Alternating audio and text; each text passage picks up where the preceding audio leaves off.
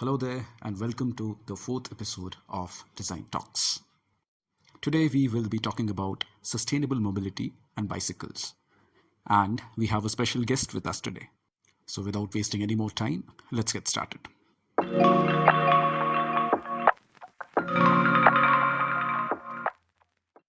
Okay, so good evening, Rituraj, and welcome to the fourth episode of Design Talks. The topic for today's podcast is sustainable mobility and bicycles. Now, before we move any further, let me introduce today's guest to you all. Rituraj Sarma is an architect, a transport planner, an alumni of CEPT, currently a consultant at EY, and a very dear friend of mine from architecture school. I know him as being great in academics and having an equally great regard for working out and practicing what he preaches. He promotes cycling and is himself a cyclist. So, welcome to the talk, Rituraj. How are you doing? Thank you so much, Rick. I believe it's a wonderful opportunity to speak with you in this podcast, and thank you so much for this opportunity. Yeah, I believe it's going to be an exciting session ahead. So yes. yeah, looking forward to the conversation. So, to get the conversation started, Rituraj, do you still cycle? Yes, I do. But the way I cycle, it's not for recreational purposes. Okay. So I mostly cycle to my gym or to the nearby shop. So in a way, you can say that I use my cycle for my commute, Okay. and those commutes are mostly the short trips that I undertake on a daily basis. So that has helped me convert a large number of my trips into the non-motorized mode, which has also helped me stay active. Okay. And yeah, that's how I have been living for the past 5 years. Okay, that sounds great, Rituraj. So, I believe for people commuting less than 5 or 10 kilometers a day, cycling is one of the best options for them. What do you think? Well, Rick, to say that, I cannot say that 5 kilometers or 10 kilometers is a good distance, but I believe anything less than 5 kilometers should be a good distance for a person who is fit and healthy. So I think that's an ideal distance to cycle. And the thing is that in most Indian cities, Hmm. the average trip length is somewhat close to, I won't say close to, but between 4 and 6 kilometers. So yeah, I mean, Indian cities can do have the potential to invite cycling as a regular mode of commute. Regular mode of commute, right. So, I'll just be throwing a few facts at you, Rituraj, and you let me know what are your thoughts on these facts. So, these facts have been sourced from TERI, the Energy and Resources Institute. I think it was formerly known as Tata Energy and Resources Institute. And they say 60% of trip lengths in Indian cities are of less than 5 kilometers, and 80% of the trips are less than 10 kilometers. So these are ideal trip lengths for bicycling and provide an extremely effective option for India to move to a mobility mode with zero greenhouse gas emissions. However, traffic surveys also show that the cycle trips account for only 15% of trips in most towns. And even in a large city such as Delhi, you are currently living in Delhi, cycling accounts for only 10% of trips in the city. So, what do you think? Why might this be happening?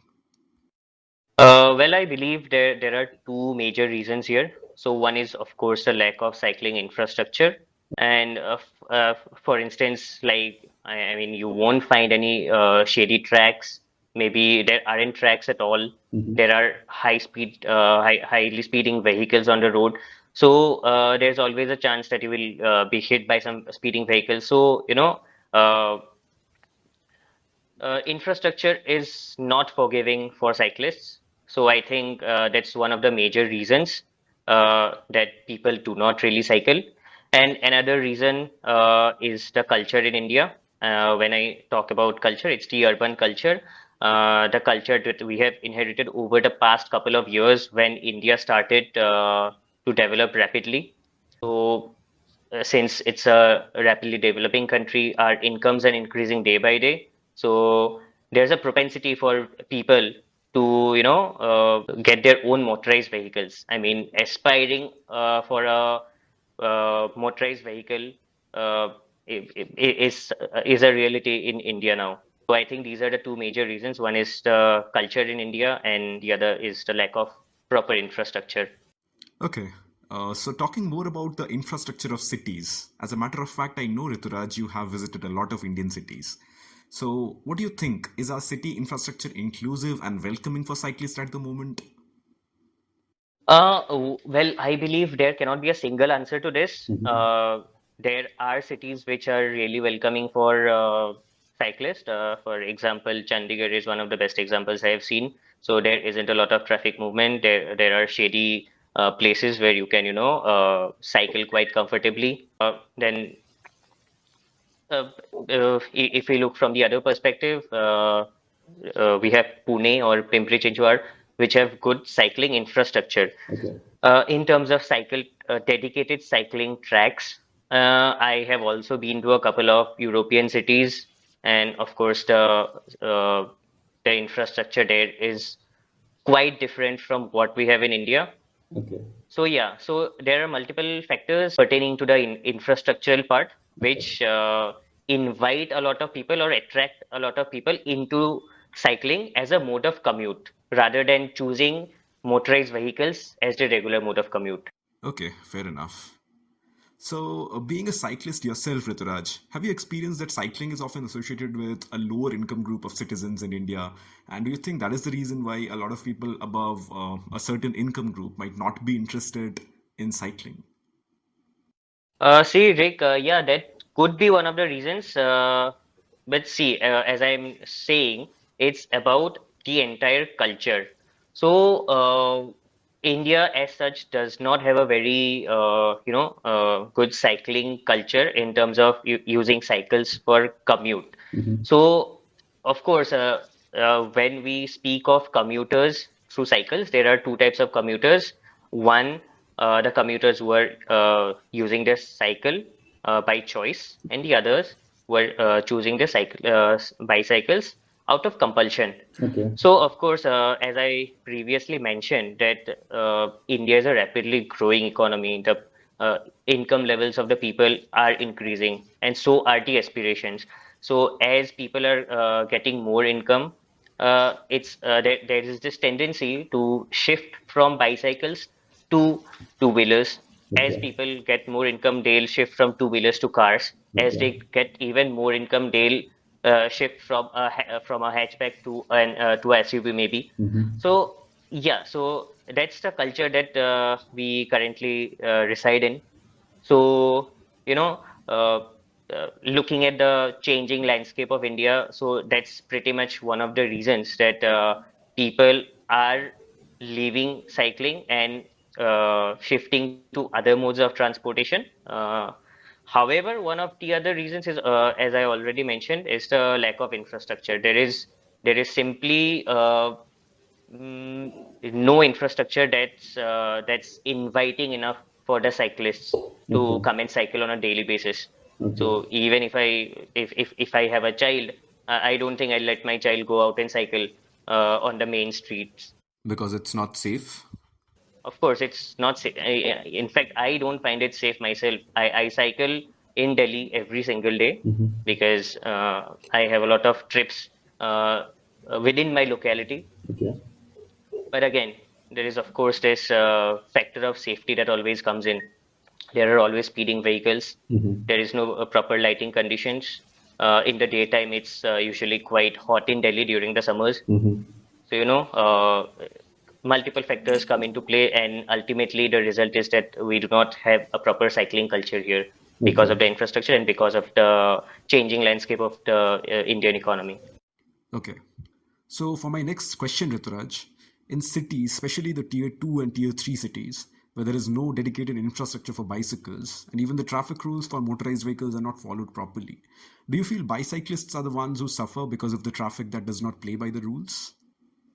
Uh, uh, well, that's a reality in India, and I believe it's not only the cyclists that are getting impacted because of the lack of adherence to traffic rules, Mm-hmm. but it's the entire road space users. Okay. It's So, people who are properly following the traffic rules, they are also being affected, right? Of course, Yeah. even even a motorist is getting affected. Mm-hmm. The way our Indian roads behave, Mm-hmm. I think it's slightly unsafe, and there's need for stricter enforcement of traffic rules, and also there's a need for behavioral change so that people adhere to traffic rules Mm-hmm. and become law-abiding citizens. So Okay. of course, that's always there.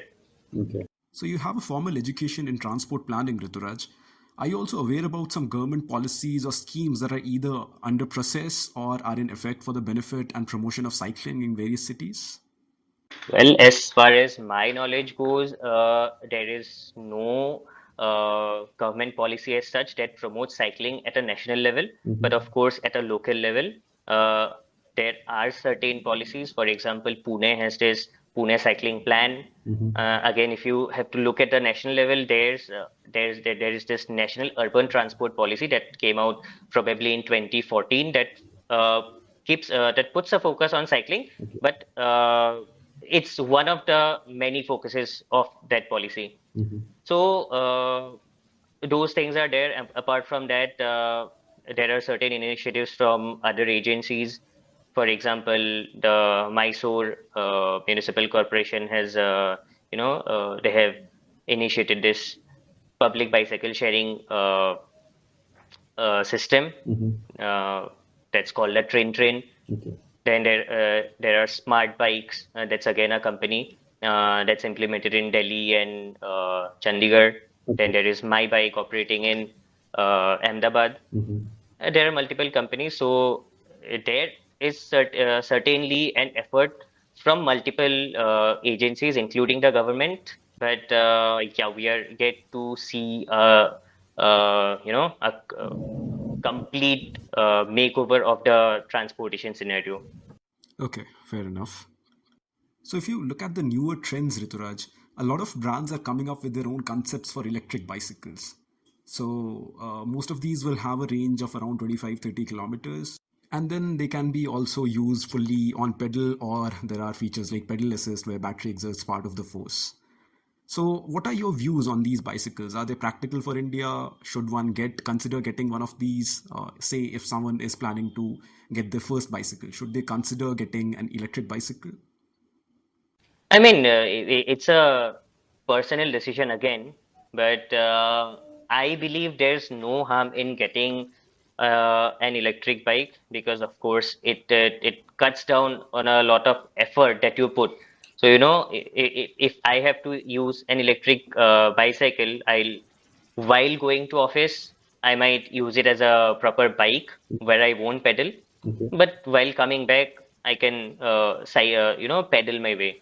Okay. So I think that's again a personal decision. Personally, I don't think they cost a lot, maybe around 30 to 40,000, Mm-hmm. and and you always have the option to pedal whenever you wish. Okay. So I personally, my personal opinion is that it's a great option for people who wish to, use a sustainable mode of commute Okay. because you can use it as a bike, you can use it as a bicycle. Mm-hmm. So that's a great way, I believe. Okay.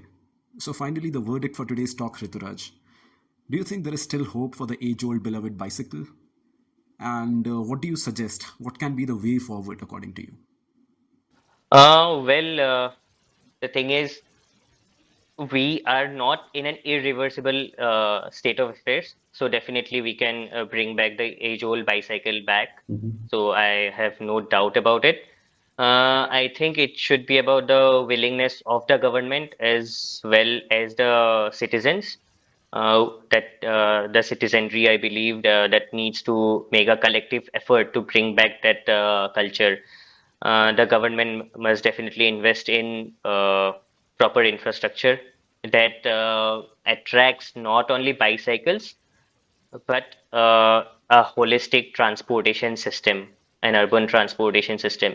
And cycles cannot exist in isolation, I believe. Mm-hmm. Bicycles will always have to be complemented by public transportation. By public transportation here, I am specifically referring to buses, Okay. and buses should be complemented by bicycles. So it should be uh, a complete ecosystem where finally the citizen is at the core. The services availed by the citizen is at the core. Okay. So I think proper investment in public transportation and pedestrian friendly and cycling friendly infrastructure uh, can get a long way in bringing back our cycles. Okay. Maybe the long distances can be covered through the city buses, and the shorter distances can definitely be covered through cycles or by walking. Okay. So that could be one possible way. And of course, we need to figure out our target groups. Who do we target the first? Of Mhm. course, I don't think it will be very sensible to go out and target the richest people Mhm. who already have a BMW or an Audi. I Mhm. mean, I don't think bringing them back to cycling could be quite a possible option.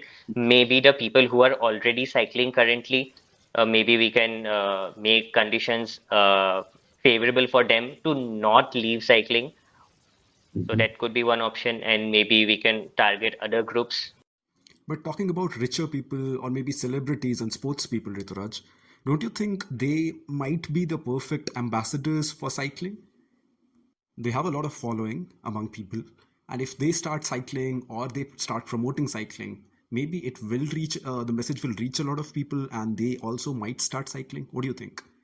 I'm also taking the case of maybe people like Milind Soman. He owns a bicycle brand as well, and he is someone who promotes cycling as well. So that has a lot of impact, right? A lot of people will follow him, and they'll also start cycling just because he is cycling. What do you think? Yeah, I definitely believe that's an option because these are all influential people. These are celebrities. People follow them. But you spoke about Milan Soman. So, what he does, he mostly promotes cycling as a means of, enhancing your physical fitness. Mhm. And that's already happening. People mostly use bicycles for physical fitness. So, I definitely believe that if someone with a mass following comes out on the street and promotes bicycling or walking as a favorable mode of commute, Mhm. then that can definitely go a long way. Correct. uh, till that thing doesn't happen, then we are always there to go on advocating for such infrastructural changes or cultural changes in the city. Mhm. Okay. So, to put it all together, you suggest that there should be a people centric approach where people are at the center of a wholesome design system. And this system, or rather ecosystem that we are talking about, takes care of shorter commutes as well and longer commutes as well. So, for shorter commutes, for say distances less than 5 kilometers, people use bicycles and there's a bicycle friendly infrastructure in the city. And then for rides above 5 kilometer or rides above 10 kilometer, there are buses and there are appropriate buses and infrastructure around the buses which people can use. And this is in place of the existing system that we have, where even for shorter commutes, this is actually very common in a lot of cities. For even commutes as less as 5 kilometers or 10 kilometers, people will get their cars out, and there'll be just one person riding the entire car, and that's how things are in most of the cities. Yeah, I know. Yeah, Yeah. yeah, of course, yeah.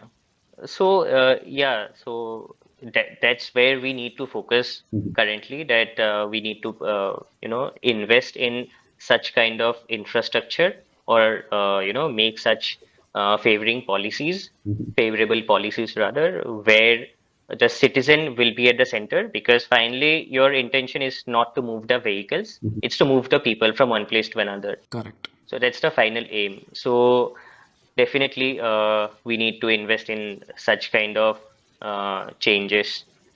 So I believe that's already happening in certain places. Mhm. In fact, Delhi has actually done quite well by implementing the metro system. Mhm.